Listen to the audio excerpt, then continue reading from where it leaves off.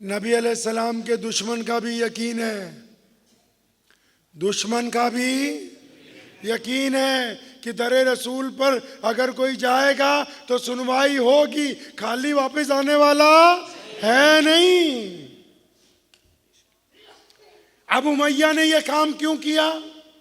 क्योंकि उमैया ये चाहता है, उसको ये पता है कि नबी अलैहिस्सलाम के दरवाजे पर कोई चला जाए वो खाली नहीं लौटाते। अब उमैया ये चाहता है ये बंदा नबी अलैहिस्सलाम से मिले और अबू जहल की शिकायत लगाए, नबी अलैहिस्सलाम अबू जहल की पास पुरस करें और अबू जहल अपने वादे के मुताबिक नौज़ुबिल्लाह अल्लाह के नबी अलैहिस्सलाम पर हमला करते। वो ये मौका लाना चाहता है, वो शरारत कर रहा है। तो वो बंदा कहता है कि इसने जब मुझे मजाक में कहा तो मैं, डूबते को तिनके का सहारा ही होता है, तो कह रहा मैंने सोचा कि एक दफ़ा मिल लेता हूँ। तो जब वो नबी अलैहिस्सलाम के पास पहुँचा तो आपको पता है कि जो लोग हमारे नबी अलैहिस्सलाम को पहली बार मिलते थे और जिनको अल्लाह के नबी अलैहिस्सलाम का नाम नहीं पता होता था, वो क्या कहते थे पता है? वो कहते थे प्यारी सूरत वाले, ए सोने मुखड़े वाले। उस बंदे ने सलाम किया जाके कि सलाम हो ए सोने मुखड़े वाले, ए प्यारे चेहरे वाले, आपको सलाम हो। 1,24,000 सहाबा हैं, 313 बदरी हैं, 10 अशरा मुबशरा हैं, लेकिन नबी अलैहिस्सलाम की जुल्फों का जिक्र, आंखों का जिक्र, चेहरा का जिक्र, रुखसार का जिक्र, लबों का जिक्र, होंठों का जिक्र, कंधे मुबारक का जिक्र, आप सल्लल्लाहु अलैहि वसल्लम के मुबारक हाथों का जिक्र किसी जय्यद सहाबी ने नहीं किया। एक औरत के घर चंद लम्हों के लिए हिजरत के दौरान नबी अलैहिस्सलाम जाके रुके थे, जिसका नाम उम्मे माबद है। उम्मे माबद के घर रुके चंद लम्हे के लिए, वहाँ पर दूध नोश फरमाया और चले गए। शाम को अबू माबद आया, उसने उम्मे माबद को कहा घर में अजीब सी खुशी है, घर में खुशबू है, घर में रौनक है, घर में रिस्क है, आज कौन आया था? उम्मे माबद भी नाम पूछना भूल गई थी। कहने लगी अबू माबद नाम तो मैं पूछना भूल गई थी, लेकिन आज जो हमारे घर आई थी ना जात, वो बड़ी मुबारक जात थी, वो सोने मुखड़े वाला था जो आज हमारे घर आया था। तो जो भी नबी अलैहिस्सलाम को पहली बार मिलता था तो क्या कहता था? ए प्यारी सूरत वाले, ए सोने मुखड़े वाले। तो उस बंदे ने भी यही कह के आप सल्लल्लाहु अलैहि वसल्लम को सलाम किया। तो हमारे नबी अलैहिस्सलाम ने जब सलाम का जो जवाब दिया ना, जवाब सुन के वो बंदा रोने लगा। वो बंदा जवाब सुन के रोने लगा। नबी अलैहिस्सलाम ने क्या कहा? ठीक है तेरे पे भी अल्लाह की रहमत हो, लेकिन मेरे आका अलैहिस्सलाम ने उसकी तरफ देख के कहा मुसाफिर लगते हो, परेशान हो और भूखे भी। मुसाफिर हो, परेशान हो और भूखे भी। उसकी आंखों में आंसू आ गए। कहने लगा हाँ प्यारी सूरत वाले, मुसाफिर भी हूँ, परेशान भी हूँ, भूखा भी हूँ। अब नबी अलैहिस्सलाम उठ के खड़े हो गए, उसका हाथ पकड़ा, अपने घर ले गए, मुंह हाथ धुलवाया, पानी पिलवाया, ताज़ा खजूरें खिलवाई, गर्म दूध पिलवाया। और जब उसके होश ठिकाने आ गए फिर पूछा अब बता क्या काम है, किस लिए मेरे तक आया था तू? तो नबी अलैहिस्सलाम को उस बंदे ने कहा जी मैं एक गांव का रहने वाला हूँ, ऊँट लेके आया था, गांव वालों के ऊँट हैं, मैं कमीशन पे काम करता हूँ, कुछ जायद रकम पे बेच देता हूँ, मेरे भी पैसे बन जाते हैं, मालिक के भी बन जाते हैं। तो अब की बार जब मंडी में ऊँट बेचे हैं तो जिस बंदे ने खरीदे वो पैसे देने की बात ही नहीं करता, वो रकम का मुतालबा करता हूँ। सुबह शाम कर रहा है, 10 दिन हो गए। अब नबी अलैहिस्सलाम ने पूछा कौन है भाई, किसने ये जुल्म किया? अब उसने कहा जी उसका नाम अबू जहल है। अब जब अबू जहल का नाम आया तो नबी अलैहिस्सलाम ने ये नहीं कहा कि मेरा दुश्मन है या बहुत बड़ा बादशाह है या हुकूमत का मालिक है। उसका हाथ पकड़ा, फरमाया चलना हम जाके तेरा हक तुझे अभी दिलवा देते हैं। गए नबी अलैहिस्सलाम, अबू जहल के घर का दरवाज़ा खटखटाया। उमैया ने पीछे से एक जासूस भेजा है कि जब नबी अलैहिस्सलाम की और अबू जहल की नौज़ुबिल्लाह लड़ाई हो तुम हमें आके बताओगे ताकि हम भी उसमें शरीक हो जाएं। हम भी अबू जहल की पीठ पे खड़े हो जाएं जाके। अब वो मुखबर पीछे पीछे, अब अबू जहल ने दरवाज़ा खोला तो अल्लाह के नबी अलैहिस्सलाम ने उसको डांटा है। क्यों? वो गरीबों की भी पैसे मार रहा है। अब इस्लाम ने कहा ना कि मर्द वो होता है जो बराबर के बंदे के साथ मामला करे। जो मजदूर की मजदूरी रख ले वो मर्द थोड़ी है। जो बीवी के थप्पड़ मार दे वो मर्द थोड़ी है। जो मुलाजिम को एक झटके में नौकरी से निकाल दे वो मर्द थोड़ी है। जो मांगने वाले को धिक्कार दे वो मर्द थोड़ी है। जो रिक्शा वाले को गाली दे वो मर्द थोड़ी है। नबी अलैहिस्सलाम ने मर्दानगी के भी मियार तय किए हैं कि जब मुकाबला हो तो पहले देखो कि दुश्मन भी मियार का है कि नहीं है। अपने से कमतर के साथ अगर गुंडागर्दी करते हो तो इस्लाम ने इसको बदमाशी कहा है, इसको नालायकी कहा है, इसको बुज़दिली कहा। तो नबी अलैहिस्सलाम ने अबू जहल को डांटा, ओए गरीबों के साथ भी धक्का। अबू जहल की गर्दन झुक गई, थर थर कांप रहा है। फरमाया चल इसकी रकम ला के दे। अबू जहल वापस अंदर से एक थैले में रकम लाया, जो भी उस दौर का हिसाब होगा, लाके उस बंदे को पकड़ा दी। अब वो जासूस खड़ा पीछे देख रहा है, भाग के उमैया के पास गया। वो कहने लगा तुम तो कहते थे कि अबू जहल हमला कर देगा, तुम कहते थे कि अबू जहल नौज़ुबिल्लाह लड़ाई करेगा, अबू जहल ये कर देगा। और तुम्हारा बादशाह तो मोहम्मद रसूलुल्लाह सल्लल्लाहु अलैहि वसल्लम के सामने भीगी बिल्ली बना हुआ है। अब वो सारे जो जितने बड़े बड़े मुनाफिक थे और जितने बड़े बड़े उस दौर के काफिर थे इकट्ठे होके अबू जहल की कोठी पे पहुंच गए। ओ भाई ये क्या कर दिया तूने, हमारी तो नाक कट गई। तो अबू जहल कहने लगा सुनो, था तो काफिर ही, उसकी नसीब में हिदायत नहीं थी। कहने लगा मैंने कोई नबी अलैहिस्सलाम की बात नहीं मानी।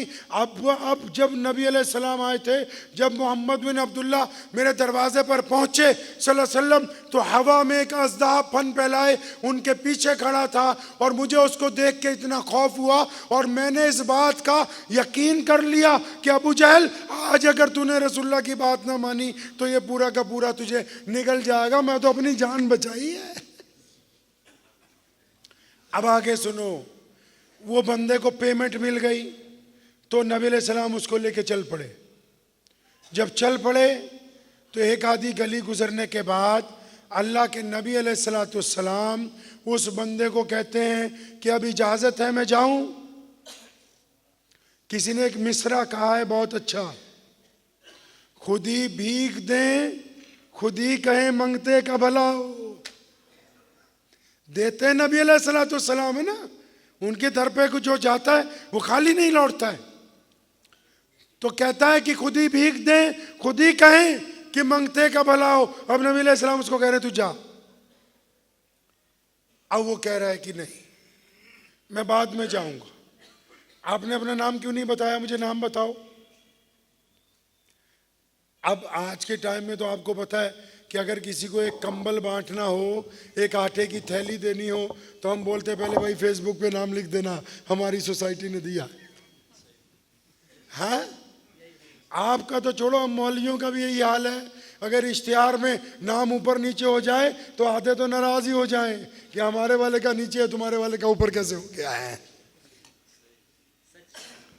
यहां नबी अलैहिस्सलाम उसको कह रहे हैं नाम में क्या रखा है, चल अपने घर जा। अब वो नबी अलैहिस्सलाम से जिद कर रहा है कि 10 दिन हो गए थे भूखे प्यासे, 10 दिन हो गए थे तकलीफ में, किसी ने नहीं पूछा, आपने सहारा दिया, आपने रकम दिलवाई। अब गांव वाले पूछेंगे कि कौन था मोहसिन, मददगार कौन था, मैं क्या कहूंगा जाके। आप मुझे अपना नाम बताएं। अब नबी अलैहिस्सलाम की जब किसी को अपना नाम बताते थे तो यूं अर्ज किया करते थे कि मैं मोहम्मद हूं अल्लाह का रसूल।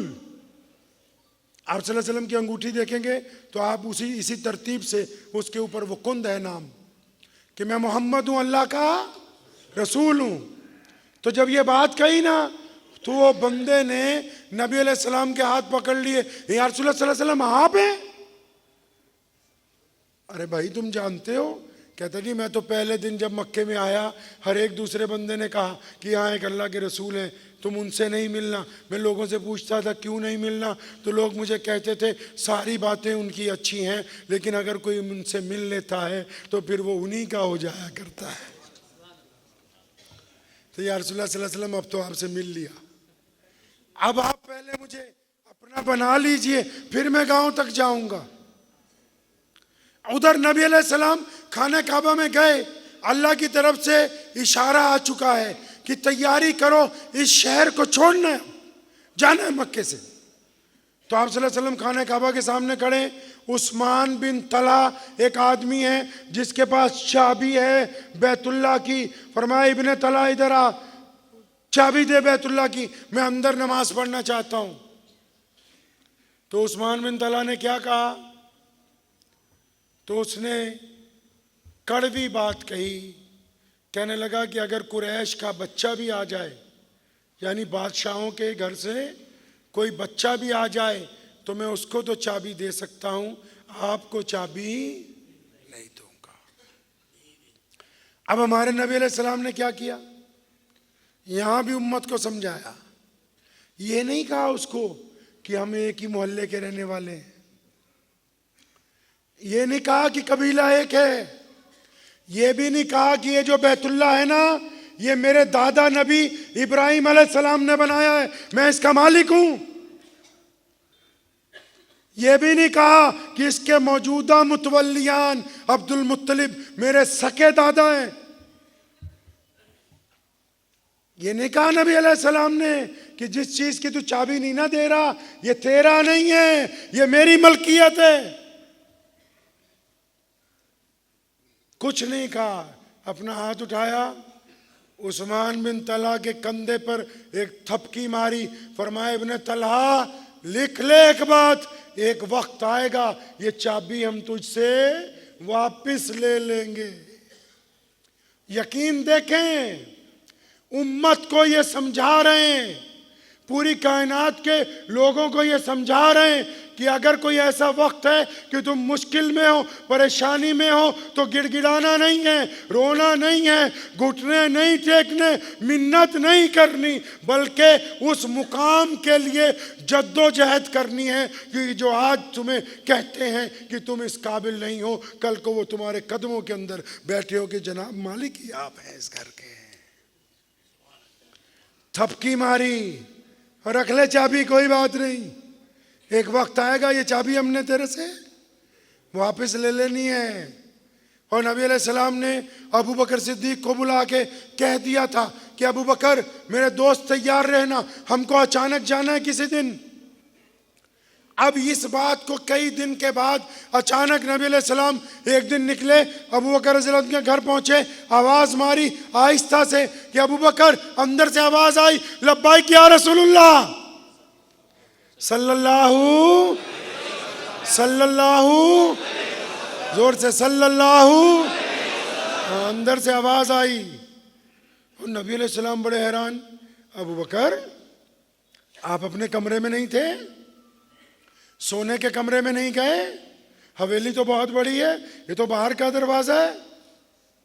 क्या कहता है आशिक रसूल सल्लल्लाहु अलैहि वसल्लम, अबू बकर कहते हैं या रसूलुल्लाह सल्लल्लाहु अलैहि वसल्लम आपने उस दिन कहा नहीं था कि अबू बकर तैयार रहना, किसी भी वक्त जाना होगा। फरमाया उस बात को तो कई हफ्ते गुजर गए। जी या रसूलुल्लाह, उस दिन के बाद से आज तक अबू बकर कभी बिस्तर पर नहीं गया, दरवाजे से टेक लगा कर ही खड़ा रहता है कि मुबादा कब अल्लाह के नबी आ जाएं और मुझे आवाज़ दे दें और महबूब खुदा को इंतज़ार न करना पड़े। अब नबी अलैहिस्सलाम और अबू बकर सिद्दीक रज़ियल्लाहु ताला अन्हु निकले हैं मक्के से।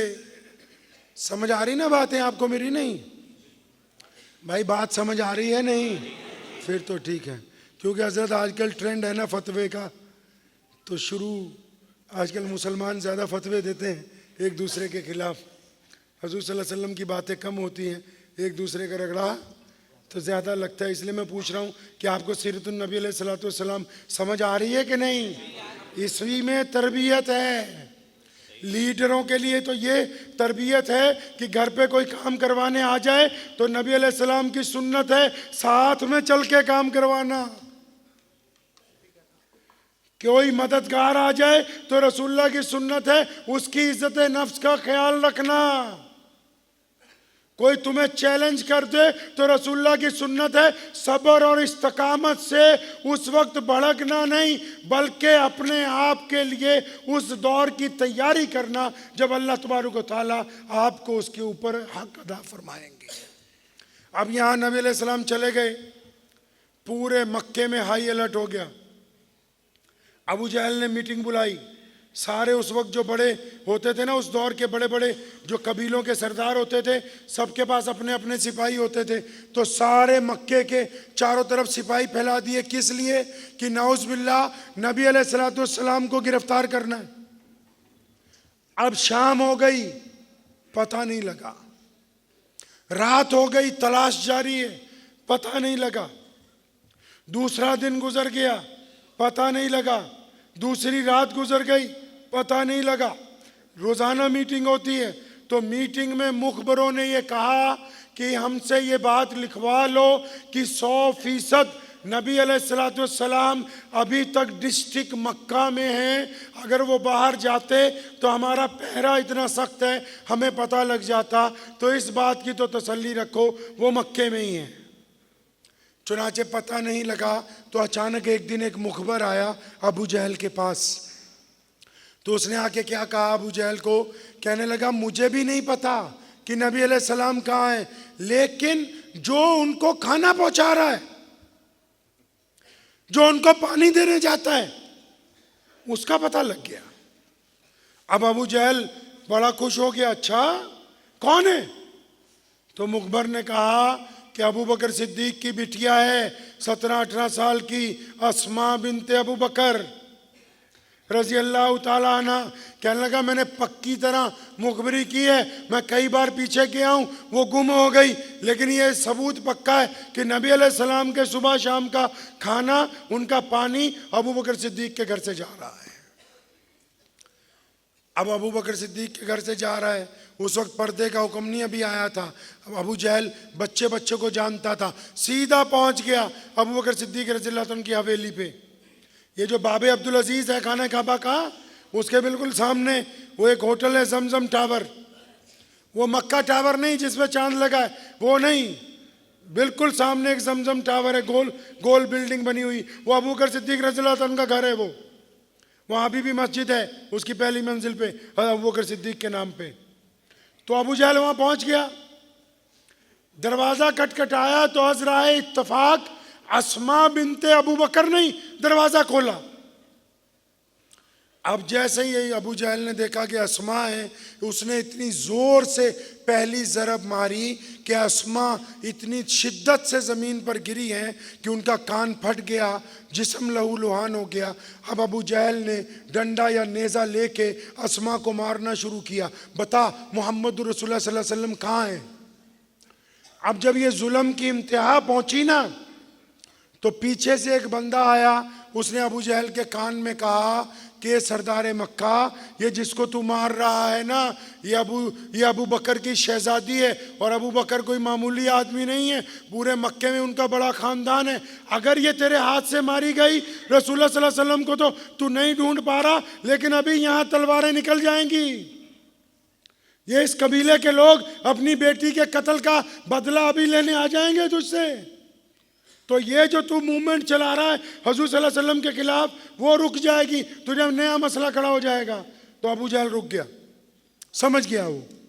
लेकिन उसने अस्मा बिनते अबू बकर रज़ियल्लाहु अन्हु को खड़ा किया और एक बात कही, कहने लगा अस्मा सच सच बता दे, कहाँ है मोहम्मद रसूलुल्लाह सल्लल्लाहु अलैहि वसल्लम? अब सुनो जमशेदपुर के मुसलमानों, अबू बकर की बिटिया क्या कहती है? वो कहने लगी, अबू बकर रज़ियल्लाहु अन्हु की बिटिया कहने लगी कि मैंने अपने आप से फतवा पूछा है, पहले अपने आप से मसला पूछा है।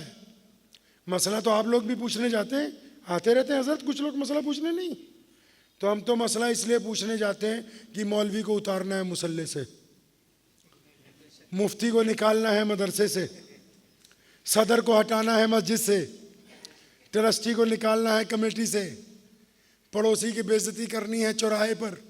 हम तो इसीलिए फतवा मांगते हैं कि नहीं? भाई इसीलिए मांगते हैं कि किसी और काम के लिए। हमेशा फतवा इस मुल्क में पिछले 60 सालों से एक दूसरे की मुखालफत में लिखा जा रहा है, दीन को कायम करने के लिए नहीं, एक दूसरे की टांगे खींचने के लिए। उधर देखो, अबू बकर सिद्दीक की बिटिया ने अपने आप को पूछा, अस्मा तुझे बात याद है पैगंबर आजम अलैहिस्सलाम ने कितनी बार तुझे कहा, अस्मा बिटिया मेरी शरीयत में झूठ बोलना हराम है, अस्मा बेटा कैसा भी वक्त आ जाए झूठ नहीं बोलना।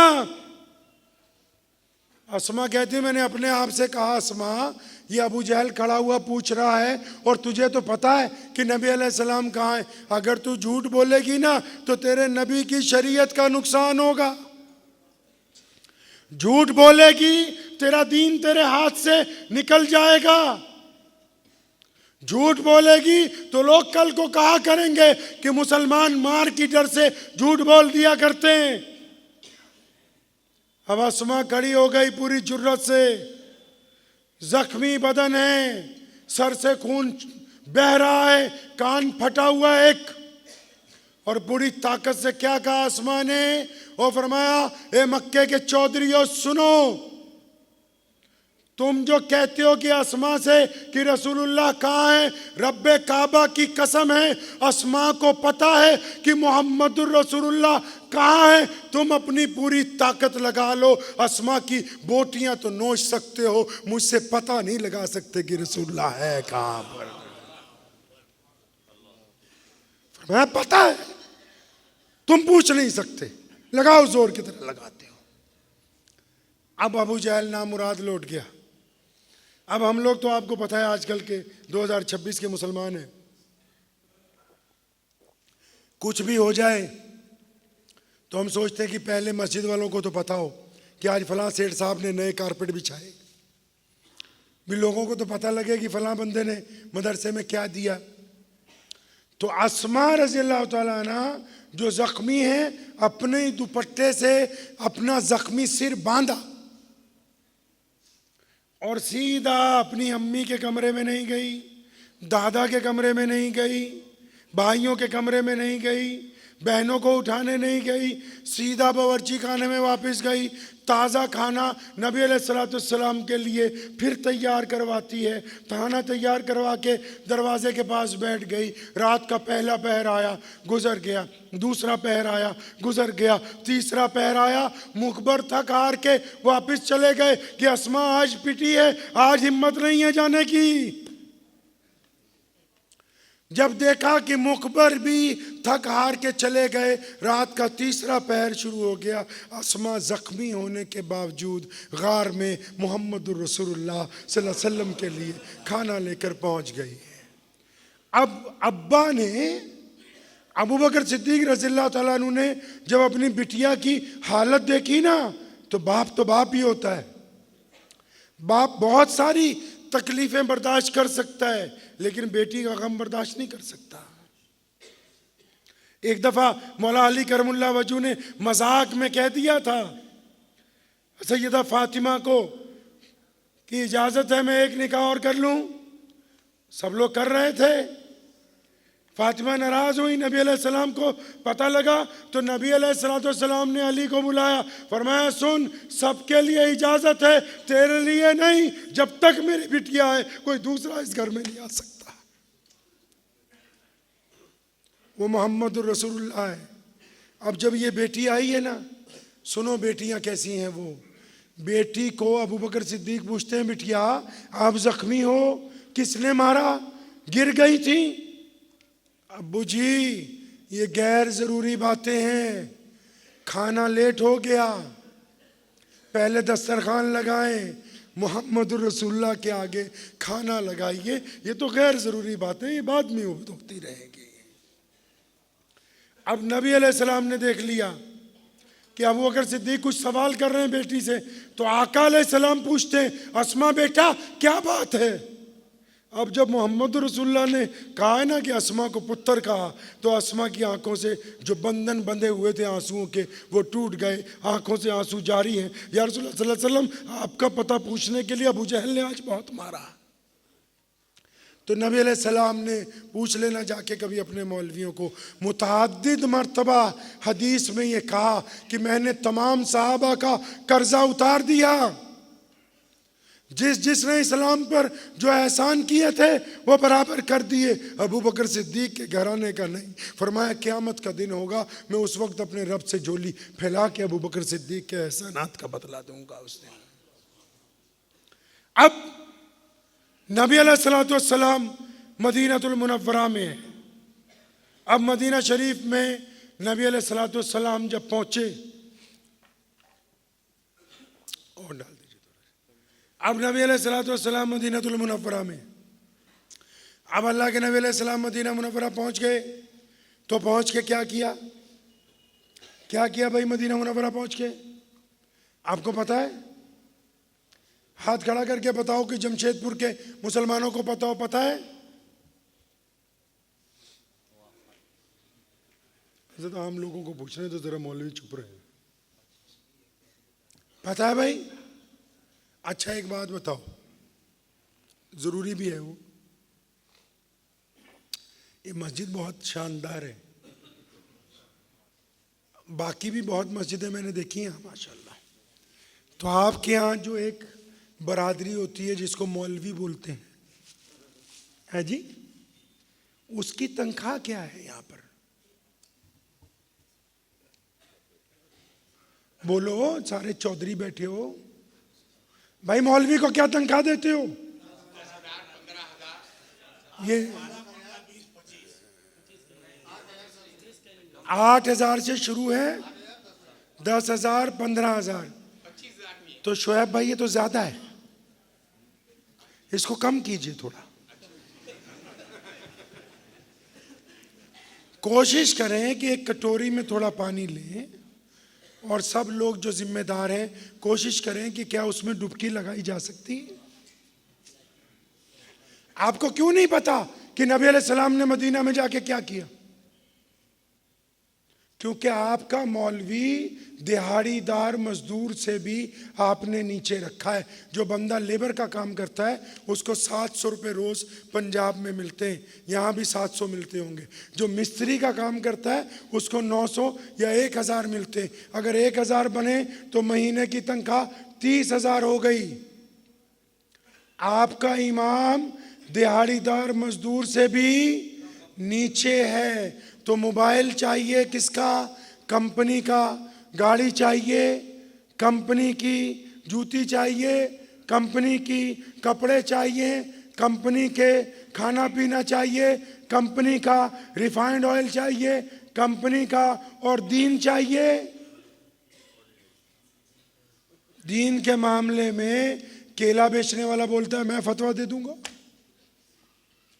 मैकेनिक बोलता है मुझे इस्लाम का पता है, कोई डॉक्टर है तो बोलता है कि मैं ही इस्लाम का ठेकेदार हूं, कोई इंजीनियर था वो कहता है मुझे पता है इस्लाम क्या है, और मुतवल्ली है वो बोलता है शेखुल हदीस ही मैं ही हूं, कोई ट्रस्टी है बोला हम तो मुफ्ती का दर्जा रखते हैं, तुम्हें क्या पता है इस्लाम क्या होगा।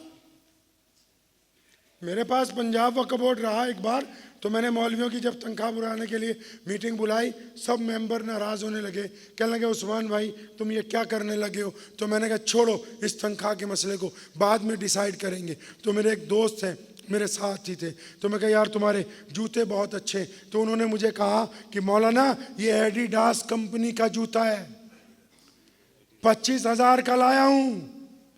तो मैं कहा बिल्कुल ठीक, जिस कौम के जूते महंगे हों मौलवी सस्ते हों तो उनको जूतों की ज़्यादा ज़रूरत है, इमामों की ज़रूरत नहीं है। ये जितनी बातें जो वाक़यात अभी तक मैंने आपको बताएं क्या पहले भी सुने? अरे जब गुड़ नहीं डालोगे तो मीठा कैसे होगा भाई? जब अपने इमाम के पास जाना ही नहीं, वक्त ही नहीं लगाना, कहना ही नहीं कि हम तुम्हें सीरतुन नबी की किताबें खरीद के लाके देते हैं जो 50-50 हज़ार के सेट आएंगे, ये जाके कहना ही नहीं कि इमाम साहब आप इधर उधर धक्के मत खाओ, आपके बच्चों की जिम्मेदारी हमारी है, आपकी जिम्मेदारी हमारी है, आपके घर की जिम्मेदारी हमारी है। तो इमाम भी शेर होके सारा दिन सीरतुन नबी पढ़ेगा, शाम को तुम्हें बिठाएगा और रसूलुल्लाह सल्लल्लाहु अलैहि वसल्लम की एक एक अदा सिखाएगा। अब क्योंकि आपको दीन लोकल चाहिए तो फिर वो लोकल दीन आपके पास मौजूद है। अब तुम्हारा कोई ना कोई एक आधा हत्थे हमारे चढ़ जाता है, 1000-1500 का तावीज़ दे के उसको हम भी काम चला रहे, तुम भी अपना काम चलाते रहो बस। हो सकता है मेरी बातें आपको कड़वी लगे, लेकिन ये हक है कि अगर आपको दीन सीखना है तो मोहम्मद रसूलुल्लाह के वारिसों से सीखना होगा। अपने आइम्मा के पास कोई डॉक्टर, कोई इंजीनियर, कोई मुतवल्ली, कोई ट्रस्टी, कोई सरमायादार, कोई चौधरी वो उस वक्त तक दीन नहीं समझा सकता जब तक वो मोहम्मद रसूलुल्लाह सल्लल्लाहु अलैहि वसल्लम की अदाओं को एक काबिल उस्ताद के पास बैठ के पढ़ ना ले, सीख ना ले। और ये सारा काम वक्त के इमाम करते हैं और किसी के बस की बात है नहीं है। क्योंकि आपने अगर दीन पढ़ा होता तो शायद आज आपकी हालत कुछ और होती। सुनो, नबी अलैहिस्सलाम मदीना पहुंचे, साहबा ने इस्तकबाल किया। 2 साल से हिजरत चल रही थी। कितने साल से हिजरत चल रही है? 2 साल पहले से लोग पहुंच रहे हैं। और फिर एक और कीमती बात बताऊं, बता दूं कीमती बात, टाइम तो नहीं हुआ अभी नमाज का। कीमती बात बताऊं आपको, आप सबको ये बात पता है कि नबी अलैहिस्सलाम की जो हिजरत है वो मदीना शरीफ की तरफ ही क्यों हुई है जी? जो नबी अलैहिस्सलाम की हिजरत है वो मदीना शरीफ की तरफ क्यों हुई?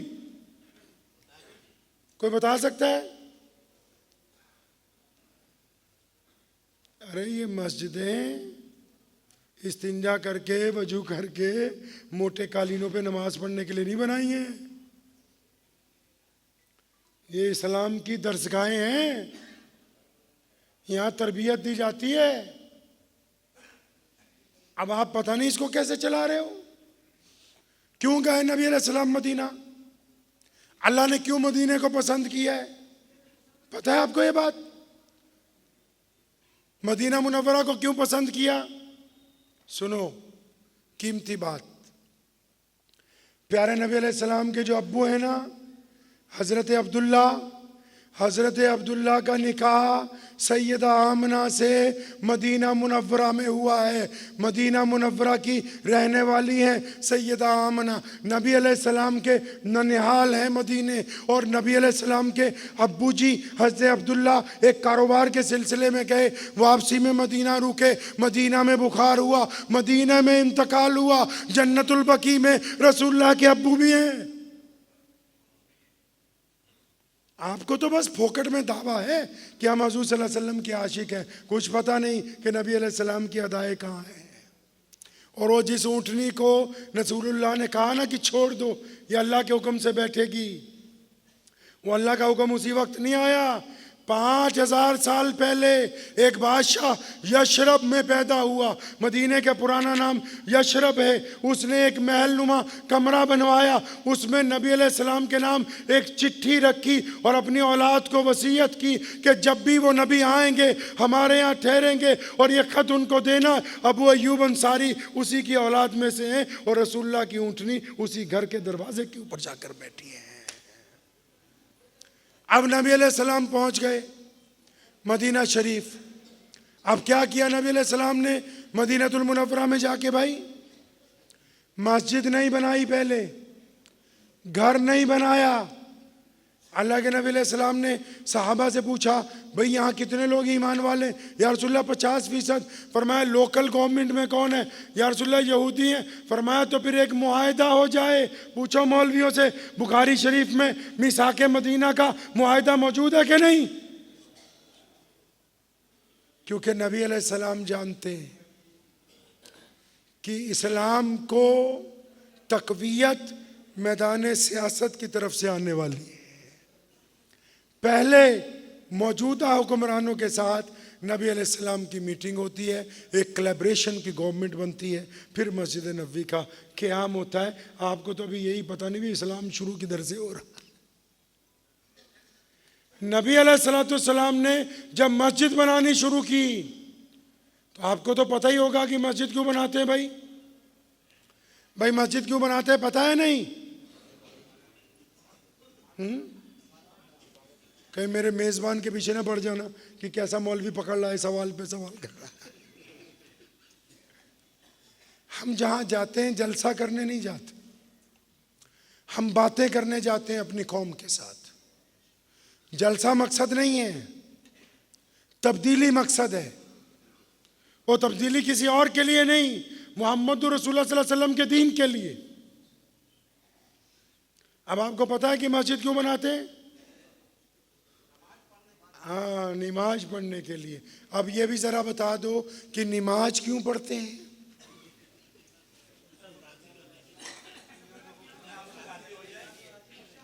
अल्लाह को सही बता रहा हूं, इधर मरेंगे उधर कब्र में जाएंगे, साथ में जहन्नुम की तरफ धकेल दिए जाएंगे। पहले बताओ कि तनख्वाह बढ़ा दोगे? नहीं, कोई एक्सक्यूज ना करो, नहीं पता है आप लोगों को। बंदा कामयाब कौन होता है? मुझे एक बंदे ने पूछा सीखते कहाँ से हो? मैं बोला अपनी गलतियों से। कोई टोकता है तो मानता हूं। सीखता बंदा कहां से जी? जो बहस करते हैं वो सीखते नहीं। हमने कहां से सीखा? उस्ताद से कम, गलतियों से ज्यादा। जब किसी बड़े ने कहा ऐसे नहीं ऐसे थी, तो बिल्कुल अगर वो सच है तो उसको मानो। तो मैं आपको पूछता हूं, नमाज क्यों पढ़ते हो भाई? ये कह रहे हैं अल्लाह को राजी करने। क्या नाम है आपका? मोहम्मद कैसर तबरेज साहब अल्लाह को राजी करने के लिए नमाज पढ़ते। आप में से और कोई हाथ खड़ा करके बताओ कौन है? फर्ज है इसलिए पढ़ते हैं, अल्लाह की याद के लिए पढ़ते हैं।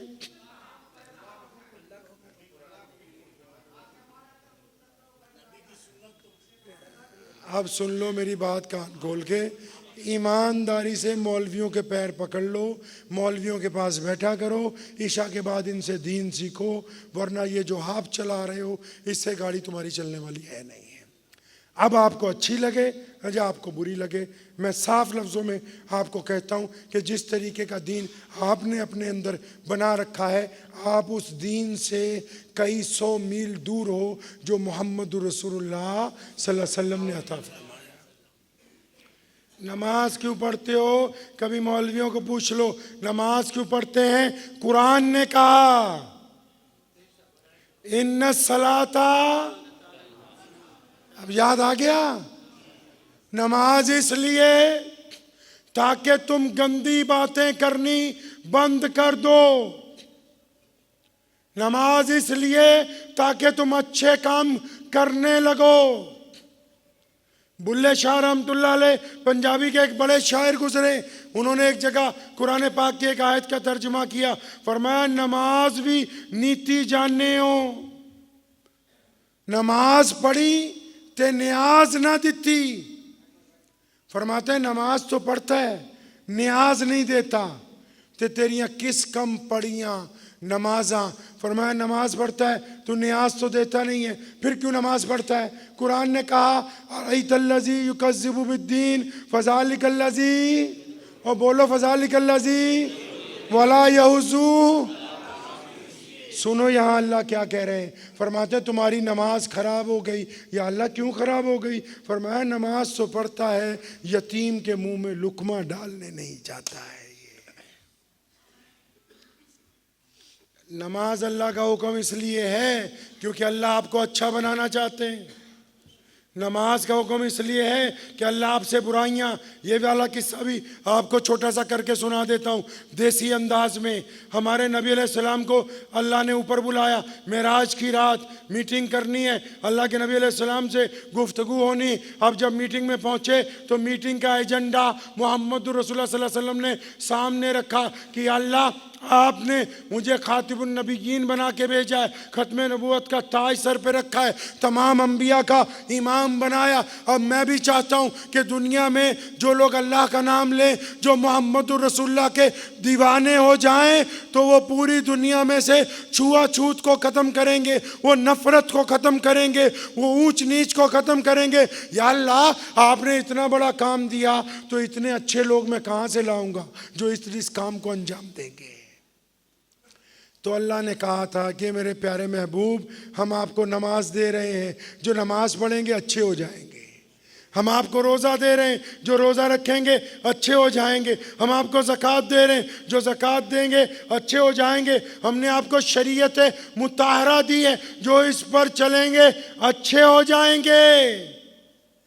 अब 70 साल से नमाज पढ़ रहे हैं, हम तो सोच रहे हैं कि अम्मी को गाली दे के आए, नमाज पढ़ लो, अब्बा को थप्पड़ मारा, नमाज पढ़ लो, बीवी को गाली दी, नमाज पढ़ लो, बेटे को गाली दी, नमाज पढ़ लो, ठगी मारी, नमाज पढ़ लो, सूद पे पैसे लिए, नमाज। अरे गधो, जो ये कारनामे करके आता है उसकी नमाज होती नहीं है।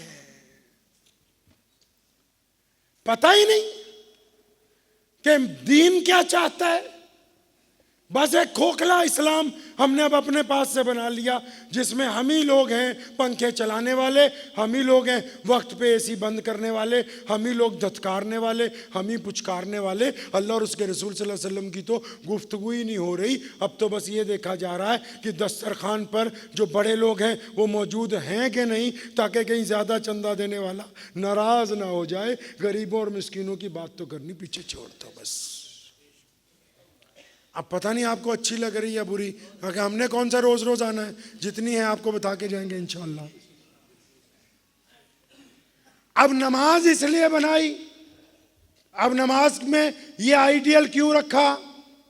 अब वो भी एक सवाल है कि अगर कोई हिंदू भाई, कोई सिख भाई, कोई दलित, जैनी, बोधी आपसे आके ये पूछे, आप तो सारे पढ़े लिखे माशाल्लाह फिलोसफर हैं, ये जो पूरा खित्ता है बंगाल का, झारखंड का, बिहार, उड़ीसा, यहाँ तो माशाल्लाह जो तालीमी निज़ाम है वो ज़्यादा अच्छा है माशाल्लाह, कोई इतना बुरा नहीं है। आप तो सब समझदार लोग हैं। आपको कोई आपका गैर मुस्लिम भाई ये पूछे कि भाई ये बताओ कि ये तुम्हारा दीन क्या कहता है, इस्लाम का मतलब क्या है?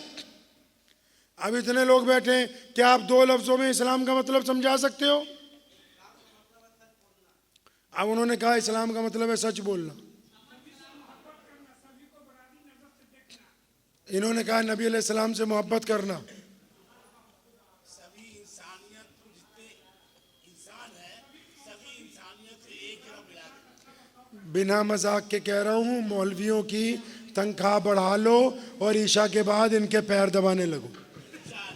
आप इसको मजाक समझ रहे हैं, मुझे इसमें खदशा नजर आ रहा है। आप जिन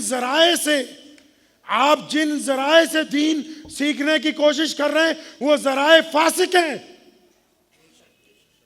आप जिन जराए से दीन सीखना चाह रहे हैं, जिस एआई से, जिस गूगल से आप दीन सीखना चाह रहे हैं, उसके जराए ठीक नहीं है। जब आपके पास मुस्तनद लोग मौजूद हैं तो आप क्यों नहीं इनके पास जाके बैठते हैं? अपने जराए को, क्या आप बिना कंपनी के कोई बंदा सामान बेचने लगेगा, खरीद लेंगे उससे? अभी की बात है, मुझे एक बहुत आला अफसर ने पंजाब पुलिस के पूछा कि आपने कादियानियों के मुतालिक एक बयान दिया, तो क्या बात है? मैंने कहा सुनो, अगर ये कहें कि तुम्हारी जगह हमने नया अफसर लगा दिया है, वो कहने लगा वो कैसे लगा सकते हैं, हमें तो सरकार ने लगाया। तो मैंने कहा इसी तरह रसूलुल्लाह को अल्लाह ने नबी बनाया, कोई और किस तरह बना सकता है? हमारे जराए दुरुस्त नहीं हैं। सुनो, हमारी माँ अम्मी खदीजतुल कुबरा रजी अल्लाह ताला अन्हा और दुनिया में जो सबसे बड़े मुसलमान हैं, पता है ना भाई सबसे बड़ा मुसलमान कौन है? आपने तो कल से रोज ईशाबाद बैठना है 1 घंटा, नहीं बैठना है, रोज अपनी मस्जिद के इमाम के पास बैठना है। सबसे बड़ा मुसलमान कायनात में, सुनते जाओ, दिल की तख्ती पे लिख लो, दुनिया में सबसे बड़ा मुसलमान अंबिया के बाद, यानी नबी अलैहिस्सलाम के बाद तमाम अंबिया हैं, अंबिया के बाद मोहम्मद सल्लल्लाहु अलैहि वसल्लम की उम्मत में सबसे बड़ा मुसलमान अगर कोई है तो वो सैयदना अबू बकर सिद्दीक रजी अल्लाह ताला अन्हु हैं। नबी अलैहिस्सलाम के पहले साथी, नबी अलैहिस्सलाम के गार के साथी, नबी अलैहिस्सलाम के हिजरत के साथी, नबी अलैहिस्सलाम के बदर के साथी, नबी अलैहिस्सलाम के ओहद के साथी, नबी अलैहिस्सलाम अलैहिस्सलाम के फतेह मक्का के साथी और 1,24,000 सहाबा के होते हुए अगर किसी को नबी अलैहिस्सलाम ने नमाज के लिए अपनी मौजूदगी में बीमारी के दौरान अपने सामने अपने मुसल्ले पर इमामत के लिए अगर किसी को खड़ा किया है तो वो अबू बकर हैं रज़ी अल्लाह ताला। और जिनको अल्लाह ने कहा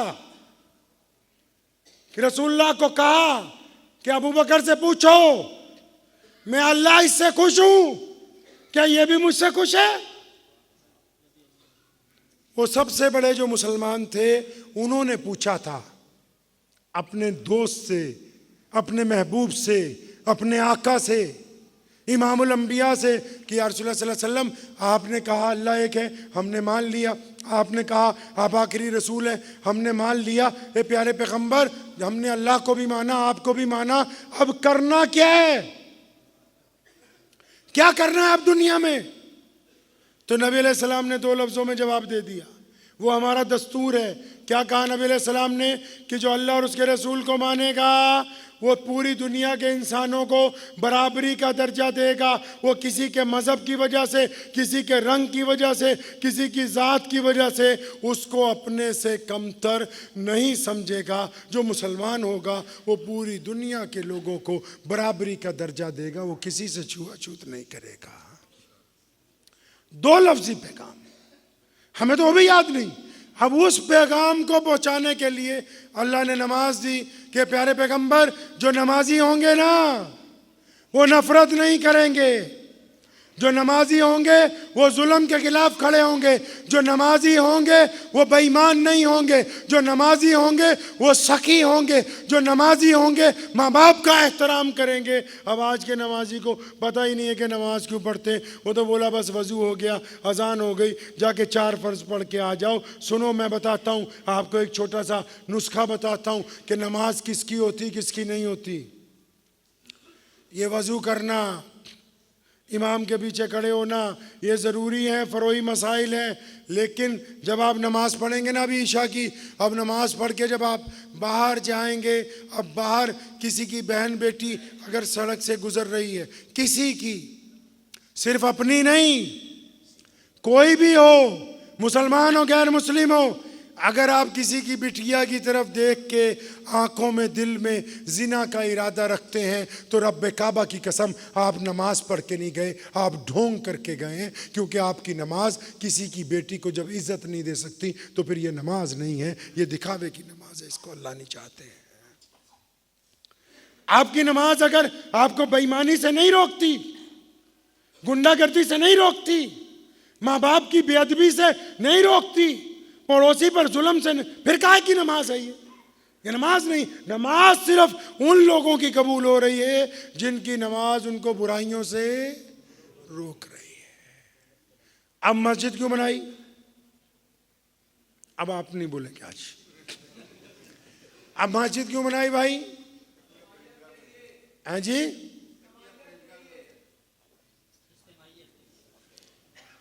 ये लो। और जिन्होंने कल कलकत्ते वाली तकरीर सुन ली है तो वो बोल रहे हैं। अब सुनो, जब मस्जिद नबी अलैहिस्सलाम बननी थी तो हमारे नबी अलैहिस्सलाम ने जब मस्जिद बनानी शुरू की तो जो लोग उम्रा करके आए हैं वो देख चुके, और जिन्होंने नहीं किया अल्लाह आपको जल्दी अपने नबी अलैहिस्सलाम का रोज़ा दिखा दे। सल्लल्लाहु, जोर से सल्लल्लाहु सल्लल्लाहु। तो जिन लोगों ने नहीं देखा अल्लाह उनको दिखा दे, आमीन। तो जब मस्जिद बन रही थी तो हमारे प्यारे नबी अलैहिस्सलाम ने एक चबूतरा बनवा दिया, वहां एक चबूतरा बनवा दिया। अब साहबा ने पूछा या रसूलल्लाह ये क्या है? मैं आज के दौर के हिसाब से आपको समझा रहा हूं। जवाब आया कि ये दुनिया की पहली NGO है, ये दुनिया का पहला यतीम खाना है, ये दुनिया का पहला अपाहिज घर है, ये दुनिया का पहला मुसाफिर खाना है, ये दुनिया का पहला गरीब खाना है। या रसूलुल्लाह सल्लल्लाहु अलैहि वसल्लम यहाँ किनको रखेंगे? फरमाया जिनका कोई नहीं। तो नबी अलैहि सलाम से पूछा उनको क्या करेंगे? फरमाया उनको पढ़ाएंगे भी और हम बाद में खाना खाएंगे, उनको पहले खाना खिलाएंगे। आपकी मस्जिद में है असहाबे सुफा का चबूतरा? बनाया आपने? अब चबूतरा बनाने की जरूरत नहीं है। अब चबूतरे की जगह एक रजिस्टर लगाया जाता है मस्जिदों में, जिसमें यह लिखा जाता है कि मस्जिद के आस पड़ोस में, अब फिर इसमें हिंदू मुसलमान वाली कोई बात नहीं, ये लिखा जाता है कि आस पड़ोस में कितनी बेवाएं हैं, कितने यतीम हैं, कितने मिस्कीन हैं, कितने बेरोजगार हैं, जिनके घर में चूल्हा नहीं जलता, जो भीख नहीं मांगते। और तुम्हारे तो मौलवी खुदकुशियां कर रहे हैं, आपको आस पड़ोस का क्या पता होगा? आपको तो आगे खड़ा हुआ बंदा नहीं नजर आ रहा। हजूर सल्लल्लाहु अलैहि वसल्लम की मस्जिद में जब आप सल्लल्लाहु अलैहि वसल्लम खाना खाने लगते हैं, बिलाल को बुलाते हैं, बिलाल या रसूलुल्लाह सल्लल्लाहु अलैहि वसल्लम, देख के आओ दाएं वालों ने फला फला गरीब घर है, खाना खाया? जी या रसूलुल्लाह, मैं पहले उनको खिला चुका हूँ। अनस को बुलाते हैं, वो सामने वालों की ड्यूटी तुम्हारे जिम्मे थी, खाना खाया? जी या रसूलुल्लाह, खाना पहुंचा दिया है। अबू हुरैरा को बुलाते हैं, वो दाईं तरफ वालों की जिम्मेदारी तेरी दी हुई है, उनको खाना खिलाया? जी या रसूलुल्लाह, उनको खाना खिला दिया। तीन तरफ पूछने के बावजूद भी फिर कहते हैं, वो ज़रा पीछे वाले पड़ोसियों के घर चक्कर मार के आओ, चूल्हा जला है कि नहीं जला है। जो मस्जिद का इमाम है ना, जो मस्जिद का मुतवल्ली है, जो मस्जिद का ट्रस्टी है, जो मस्जिद के जिम्मेदार हैं, इनको मरने के बाद जहाँ और सवाल होने हैं ना, इन यतीमों गरीबों का भी सवाल इन्हीं से होना क़यामत वाले दिन, कि तुम मस्जिद में तो बड़े मोटे मोटे कालीन बिछाते रहे, लेकिन तुम्हें गरीब के घर में एक सर्दी में सोया हुआ, चादर लेके पड़ा हुआ गरीब का बच्चा नजर नहीं आया। इनसे पूछोगे क़यामत वाले दिन। और जिस हिसाब से बांट रहे हो ना, जिसको बंदर बांट बोलते हैं, मुझसे कई मौलवी नाराज़ हो गए मदरसे वाले। अब क्या करूं, कोई नाराज़ हो खुश हो, अब सारे तो खुश हो नहीं सकते, अल्लाह और उसके रसूल सल्लल्लाहु अलैहि वसल्लम खुश हो जाए तो यही बात है। तो मैं, एक बहुत मशहूर सूबा है जो पैसे बांटने में मशहूर है, सारे सफ़ीर उधर को ही जाते हैं, तो उन्होंने मुझे भी बुलाया तकरीर के लिए। तो मैंने उनको कहा कि ये जो तुम 5000 किलोमीटर पे ज़कात बांट रहे हो, ये तुम्हारे मोहल्ले में जो यतीम है, तुम्हारे मोहल्ले में जो गरीब है, क्या तुमने कभी कुरान में, हदीस में ज़कात बांटने की तरतीब पढ़ी ही नहीं?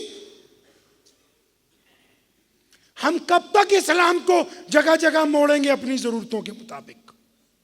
कहां तक धोखा करना चाहते हैं अल्लाह और उसके रसूल सल्लल्लाहु अलैहि वसल्लम के साथ? कोई धोखा नहीं दे सकता अल्लाह को, हम अपने आप को धोखा दे रहे हैं। सका भाई परेशान है, पड़ोसी भूखा है, तो यहां ऐलान हो रहा है कि जनाब फलां साहब ने इतना लाख रुपया दे दिया है। अच्छी बात है, दीजिए, लेकिन कुरान ने जो तरतीब बयान की, मोहम्मद रसूलुल्लाह ने क्या कहा अबू बकर सिद्दीक को कि अबू बकर ज़कात इकट्ठी करके लाओ। या रसूलुल्लाह सल्लल्लाहु अलैहि वसल्लम कहाँ लानी? फरमाया मस्जिद में। तो मस्जिद में क्या करेंगे? तो पहले जो मस्जिद के कुर्बो जवार में गरीब हैं, मिस्कीन हैं, इनको काम करवाएंगे। ये पेट्रोल अब निकला है, सल्तनत उस्मानिया पहले बन गई थी, पेट्रोल अब निकला है। सल्जोकियों ने अपनी हुकूमत पहले कायम कर दी थी, पेट्रोल अभी निकला है। 19वीं सदी में हस्पानिया में मुसलमानों ने कर्तबा की जामा मस्जिद, जिसके 1100 पिलर हैं एक एक लाइन में, वो पहले तामीर कर दी थी। क्यों? क्योंकि ज़कात ऐसे बांटनी शुरू की कि पहले कुर्बो जवार की गुर्बत दूर की, फिर ज़िले की गुर्बत दूर की, फिर सूबे की गुर्बत दूर की, हत्ता कि उमर बिन अब्दुल अजीज़ अलैहिर्रहमा के दौर में ये हालत हो गई कि ज़कात इकट्ठी करके भेजी जाती है सदर दफ्तर से कि अपने इलाके में गरीबों को बांटो। तो मुख्तलिफ गवर्नर चिट्ठी का जवाब देते हैं कि आमिरुल मोमिनीन, हमारे इलाके में कोई गरीब बचा ही नहीं, सब कारोबारी हो गए। आप कैसे बांट रहे हो जमशेदपुर वालों ज़कात? आप कैसे बांट रहे हो? वो कोई एक ढंग तो पकड़ो, नबी अलैहिस्सलाम की सुन्नत को कहीं तो अदा करो।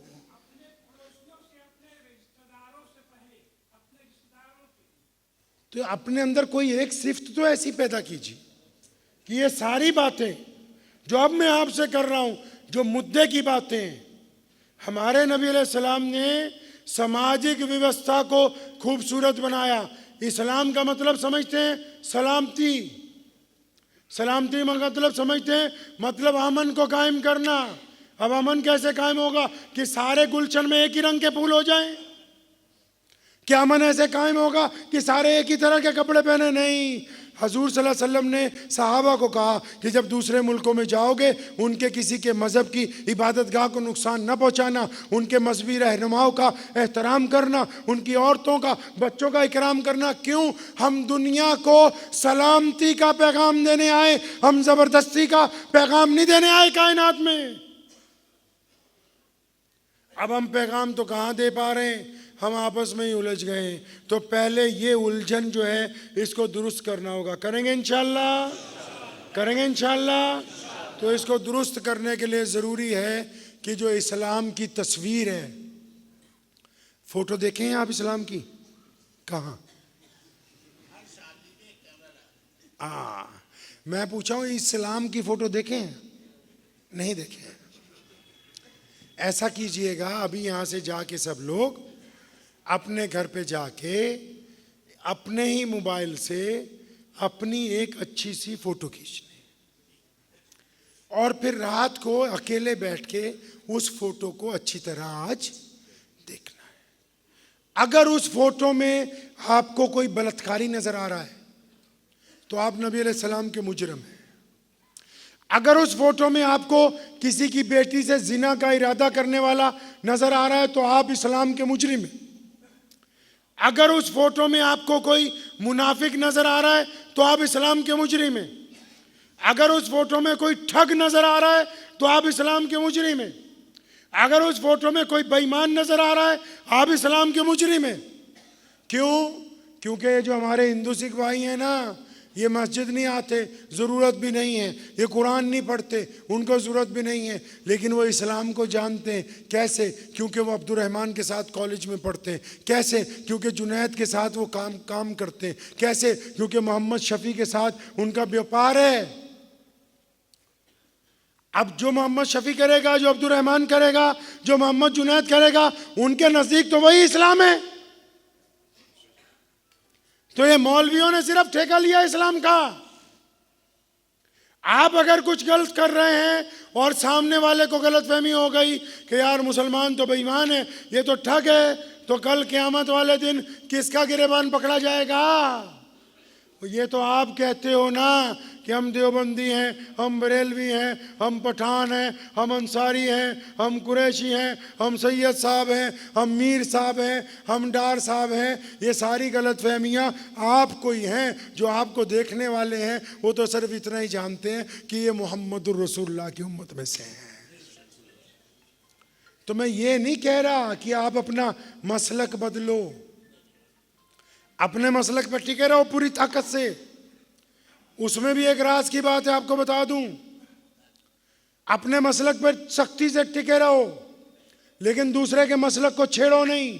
और इसमें राज ये है जो मुझे मेरे वालिदैन ने सिखाया कि अल्लाह चाहते हैं, ये हमारा मानना है कि अल्लाह चाहते हैं कि मेरे नबी की हर अदा जिंदा रहे, उनका इश्क भी जिंदा रहे, उनकी जद्दोजहद भी जिंदा रहे, उनकी सखावत भी जिंदा रहे, उनकी नमाजें भी जिंदा रहें, उनका रफ़ैदैन भी जिंदा रहे, उनकी किताबे हदीस भी जिंदा रहे। इसलिए अल्लाह ने अलग अलग लोगों की जिम्मेदारी लगा रखी है कि तबलीगी जमात में जाते रहो और तुम अल्लाह के वलियों के पास जाते रहो और तुम रसूलुल्लाह की नाते पढ़ते रहो, तुम जाके रसूलुल्लाह के सीरत बयान करते रहो, तुम हदीसें लिखते रहो, कुरान की तफसीर लिखते रहो, तुम कुरान और साइंस के ऊपर काम करो, तुम एनजीओ बन के मोहम्मद रसूलुल्लाह की खिदमत करो। ये अल्लाह चाहते हैं कि उनके रसूल की हर अदा जिंदा रहे।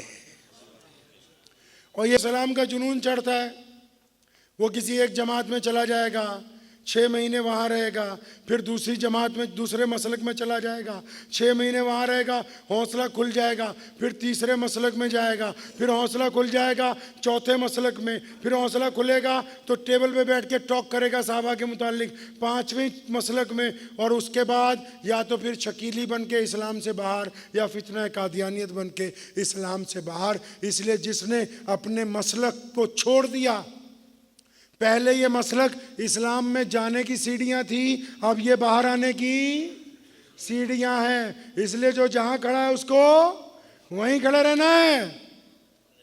अपने मसलक के मुताबिक, अपने इमाम के मुताबिक काम मोहम्मदुर रसूलुल्लाह का करना है, बात मोहम्मदुर रसूलुल्लाह सल्लल्लाहु अलैहि वसल्लम की करनी है, गुफ्तगू उनकी करनी है, इश्क उनसे है, जुनून उनसे है, अकीदत उनसे है। और एक छोटी सी बात आपको और बता दूं, कोई भी बंदा हो, जैसे आप यहाँ बैठे, कोई बंदा जो किसी भी कैटेगरी का हो, ओहदे होते हैं ना, अगर कोई बंदा अपनी औकात से फाजिल बात करे तो हम लोग क्या बोलते हैं समाज में? मिसाल पे हम बोलते हैं कि तू औकात से फाजिल बात कर रहा है, भाई जो जिसके बारे में बात कर रहा है वो तेरे से बहुत आगे है, तू ऐसी बात ना कर। तो मैं देवबंदियों को, बरेलवियों को, अहले हदीस को, जमात इस्लामी को, सबको कहा करता हूँ, सुन लो कान खोल के, ये लुधियानवी का मशवरा है, मसला नहीं। नबी अलैहिस्सलाम का मुकाम क्या है ये तुम में से कोई तय नहीं कर सकता। नबी अलैहिस्सलाम का मुकाम क्या है ये आप में से कोई तय नहीं कर सकता। ना तो कोई ये बता सकता है कि किस हद तक है, तो ना कोई ये बता सकता है कि कहाँ तक महदूद है। पिछले 1000 साल में इमाम अबू हनीफा से लेकर शाह वलीउल्लाह मुहद्दिस देलवी तक किसी इमाम ने, किसी मुहद्दिस ने, किसी मुफस्सिर ने प्यारे नबी अलैहिस्सलाम की ज़ात को लेके कभी कोई बहस नहीं की।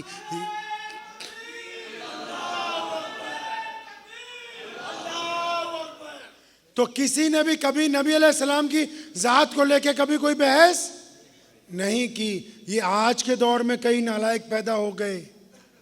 सुनो, अगर नबी की हुदूद बयान करते हुए या नबी की हुदूद नौज़बिल्लाह तय करते हुए गुस्ताखी हो गई तो सीधा इस्लाम से बाहर हो। नबी की शान कौन बता सकता है? सिर्फ नबी। और जब नबी अलैहिस्सलाम आए, कोई नबी दुनिया में नहीं था, तो मेरे अल्लाह ने कहा कि तुम सब रुको, मैं रब होके बताता हूँ मेरे नबी की शान क्या है। कभी अल्लाह ने कहा ये ताहा है, कभी कहा ये यासीन है, कभी कहा ये मुदस्सिर है, कभी कहा कि साहिब खुल्के अजीम है, कभी कहा कि रहमतुल लिल आलमीन है, कभी कहा कि ये खातिबुन नबिय्यीन है। अल्लाह ने कहा कि मैं रब हो के अपने रसूल को सलाम भेजता हूँ, तुम भी मेरे नबी पर। तो इसलिए आपको समझा रहा हूँ कि ये बहस का मौजू नहीं है। प्यारे नबी अलैहिस्सलाम की ज़ाते गिरामी तमाम तरह की चीज़ों से पाक है। उनकी ज़ात को लेके मुनाजरा नहीं हो सकता, ये हराम है, शरीयत में हराम है। ये नबी अलैहिस्सलाम को क्या जानते हैं आप? हातिम ताई की बेटी जब नबी अलैहिस्सलाम को मिलने के लिए आई तो उसने वापस जाके अपने महल में अदी बिन हातिम को कहा, अदी मैं नबी अलैहिस्सलाम से मिल के आई हूँ, तुम भी जाओ। तो अदी ने कहा कि मेरी बहना, मैं उनसे उनकी इबादत गाह में नहीं मिलना चाहता, मैं उनका महल देखना चाहता हूँ, उनका बिस्तर देखना चाहता हूँ, उनका कमरा देखना चाहता हूँ। पढ़िए, अदी बिन हातिम जब मस्जिद नबी में गए, अभी अंदर घुसे, नबी अलैहिस्सलाम ने आवाज़ दे कहा, अदी ओए आजा, तेरा इंतज़ार था। अदी फरमाते हैं मैं कांपने लगा कि मोहम्मद रसूलुल्लाह सल्लल्लाहु अलैहि वसल्लम को मेरा नाम कैसे पता है। और जाके बैठे, अभी मुसाफे के लिए हाथ बढ़ाया, नबी अलैहिस्सलाम ने हाथ पकड़ा, फरमाया अदी यहाँ नहीं, तुमसे तो घर पे जाके सारी बात होगी। अदी घबरा गए, फरमाते हैं कि इनको तो ये भी पता है कि मैं मस्जिद में मिलना नहीं चाहता, घर पे मिलना चाहता हूँ। घर पहुँचे, खजूर की टाट का कमरा बना हुआ है, खजूर की छत, खजूर की चटाई, नबी अलैहिस्सलाम ने खजूरें पेश की, चंद बातें हुई तो आप सल्लल्लाहु अलैहि वसल्लम ने कहा, अदी वक्त मुलाकात का ख़त्म हुआ, अब आप मेहमान खाने में जाएं। तो अदी ने हाथ पकड़ लिया, फरमाया या रसूलल्लाह सल्लल्लाहु अलैहि वसल्लम, आया तो जाने के लिए था, लेकिन अब आपको देख लिया तो अब सारी ज़िंदगी आपकी खिदमत में रहूँगा। हातिम ताई का बेटा है, कोई मामूली बंदा नहीं है। और जंगे बदर की रात पढ़ो जाके इमाम बुखारी को, नबी अलैहिस्सलाम निकले, अबू बकर सिद्दीक साथ में, उमर बिन खत्ताब, बिलाल टहल रहे, ओए बिलाल इधर आ। जी या रसूलुल्लाह सल्लल्लाहु अलैहि वसल्लम, हाथ में छड़ी है नबी अलैहिस्सलाम के, और एक जगह टिका दी ज़मीन पर, फरमाया सुबह को जब जंग होनी है, अबू जहल ने यहाँ पर आके हलाक होना है। नबी की शान अल्लाह जानते हैं। जो नबी अलैहिस्सलाम को लेके एक दूसरे पर कीचड़ उछालें, उनको पहले खुद इश्क रसूल के उस मियार तक पहुंचना है कि उनका चेहरा, उनकी जुबान, उनका दिल, उनकी आंखें, उनका लुकमा, उनका चलना, उनका बैठना, उनकी अदाएं मोहम्मद रसूलुल्लाह के इताअत और फरमाबरदारी वाली अगर हो जाएंगी तो उनको किसी को कह के इश्क सिखाने की ज़रूरत नहीं होगी। लोग उनको खुद देख के कहने लगेंगे कि ख्वाजा अजमेरी चले आ रहे हैं, ये मोहम्मद रसूलुल्लाह के आशिक हैं, इनके चेहरे को देख के लगता है कि मोहम्मद रसूलुल्लाह कैसे होंगे, उनके चेहरों को देख के लगता है। तो इस बात का वादा करें इंशाअल्लाह कि नबी अलैहिस्सलाम की ज़ात मुबारका को लेके जिंदगी में कभी कोई बहस नहीं। अगर कहीं होती हो उठ जाओ वहां से, छोड़ दो उस जगह को। हमारे नबी अलैहिस्सलाम के बारे में अल्लाह ने कहा सहाबा को कि मेरे नबी के आगे अपनी आवाज को धीमी कर लो। तो ये कानून अब भी है इंडिया के अलावा सारे मुल्कों में। पता है आपको कि जब कहीं दो मुसलमान आपस में बहस करते हैं, कोई लड़ते हैं, तो तीसरा जाके वहां जोर से क्या कहता है? सल्लु अलन नबी सल्लल्लाहु। आज भी पूरी दुनिया में ये नालायक यहीं पर हैं कहीं, पूरी दुनिया में आज भी रवाज है। कोई दो मुसलमान बहस रहे हो, तीसरा जाके कह देता है सल्लु अलन नबी, लड़ाई बंद, मुसाफा शुरू। क्यों? क्योंकि अब नबी अलैहिस्सलाम तो सामने नहीं है, सहाबा तो नहीं है जिनको आवाज़ धीमी करनी है, लेकिन हुक्म बाकी है कि जहाँ नबी अलैहिस्सलाम का नाम आ जाए वहाँ फिर कोई और जिक्र जो है वो होना नहीं चाहिए। तो आज आना तो हुआ, हमारे भाई क्या नाम इनका, काशिफ साहब पकड़ के लाए हमें लुधियाना से कि चलिए टाटा नगर जमशेदपुर। तो इनकी मोहब्बतों की वजह से आप सबकी ज़ियारत हो गई। जितनी बातें मैंने कही हैं सदक दिल के साथ, कोई आपसे लालच नहीं है, कोई आपसे कुछ मांगने का इरादा नहीं है, ना ही किसी इसी इरादे से कभी ज़िंदगी में सफ़र हुआ। मकसद ये है कि हम सब नबी अलैहिस्सलाम को करीब से जानने लग जाएं, करीब से जानने लग जाएं। कैसे जानेंगे? रोज अपने इमाम के पास जाना है, उसको बोलना है सीरतुन नबी खोल, फतवा नहीं, सीरतुन नबी खोलो कदम ब कदम। रोज सुनेंगे, सीरत जब चलेगी मसले भी हल होते जाएंगे। सीरतुन नबी चलेगी, कुरान भी बीच में आएगा। सीरतुन नबी चलेगी, वही भी नजर आएगी। सीरतुन नबी चलेगी, तफसीर भी उसी में आएगी। सीरतुन नबी चलेगी, अदब भी उसी में आएगा। सीरतुन नबी चलेगी, कारोबार भी उसमें सीखेंगे। सीरतुन नबी चलेगी, घरेलू मामलात भी उसमें आएंगे। सीरतुन नबी चलेगी, दोस्ती के अदब भी उसी में आएंगे। अगर आपको कामयाब होना है तो मोहम्मद रसूलुल्लाह सल्लल्लाहु अलैहि वसल्लम के पीछे चलना होगा। चलेंगे इंशाअल्लाह। तो अब एक आखिरी सवाल और रह गया, अब इनको ना पकड़ लेना बाद में कि तू कैसा मौलवी लाया सवाल पे। करूं एक सवाल और, फिर बात खत्म इंशाअल्लाह। सब लोग जवाब दे देंगे इंशाअल्लाह।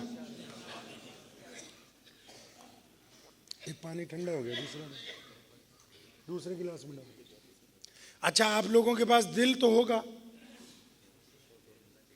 दिल तो होगा आपके पास, सबके पास अपना अपना है, बस ठीक। ये एक ऐसा पुर्जा है जो झूठ नहीं बोलता। ये वाला पुर्जा जरा तेज है, तो ये वाला पुर्जा झूठ नहीं बोलता। तो आप सबके पास है?